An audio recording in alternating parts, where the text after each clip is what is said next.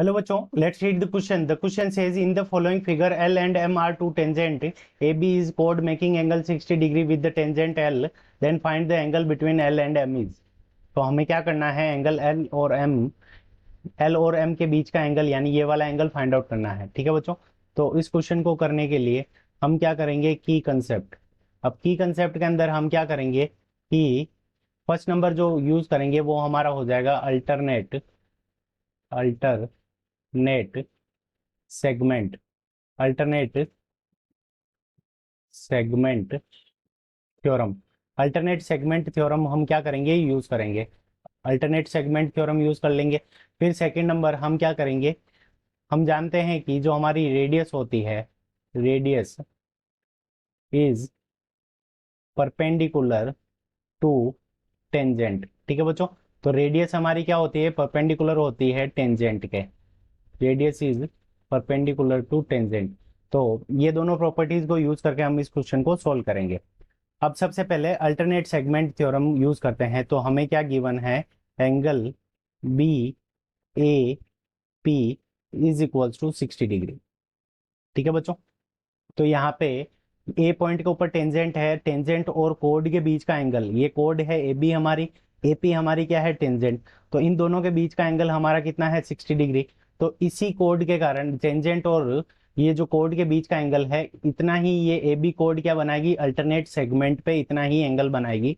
तो ये वाला एंगल हमारा क्या हो जाएगा, 60 degree by alternate segment theorem. ठीक है बच्चों, तो angle B A P angle B A P is equals to angle A C B, और ये दोनों की वैल्यू हमारी कितनी हो जाएगी, 60 डिग्री। तो ये हमारा रीजन क्या है, alternate segment alternate segment theorem, जो कि हमने पहले ही लिख के रखा है। तो अल्टरनेट सेगमेंट थ्योरम, तो अल्टरनेट सेगमेंट थ्योरम से ये हमारे दोनों एंगल क्या हो गए, 60 डिग्री के। तो इसको हम दे देंगे इक्वेशन नंबर फर्स्ट। अब जो एंगल बन रहा है ए सी बी, वो कौन से आर्क के कारण बन रहा है, ए सी के कारण बन रहा है।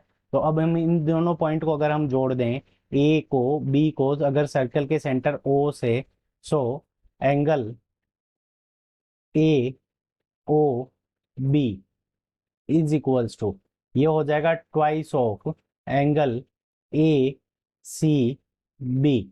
रीजन क्या हो जाएगा, made by same arc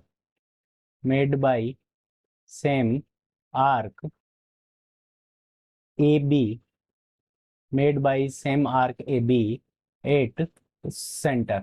so centre के ऊपर जो एंगल बनेगा वो क्या हो जाएगा, सरकमफेरेंस का ट्वाइस हो जाएगा। तो सरकमफेरेंस का एंगल हमें कितना गिवन है, 60 डिग्री। तो 2 मल्टीप्लाइड बाय 60, तो इसकी वैल्यू हमारे पास में कितनी आ जाएगी, 120 डिग्री। ठीक है बच्चों, तो ये एंगल हमारा 120 डिग्री हो जाएगा। अब देखो हम क्या करेंगे, क्वाड्रिलेटर ले लेंगे ओ बी पी ए।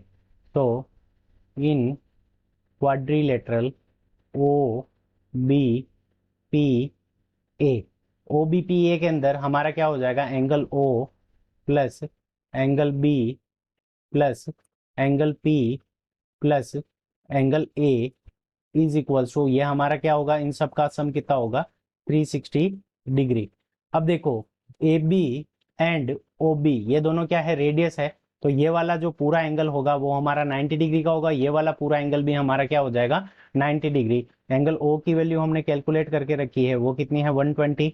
एंगल बी की वैल्यू 90 डिग्री। एंगल पी की हमें फाइंड आउट करनी है, so angle P plus angle ए की वैल्यू हमारी कितनी होगी, 90 डिग्री इज इक्वल टू, हमारे पास में कितना हो जाएगा इन सब का सम, 360 डिग्री।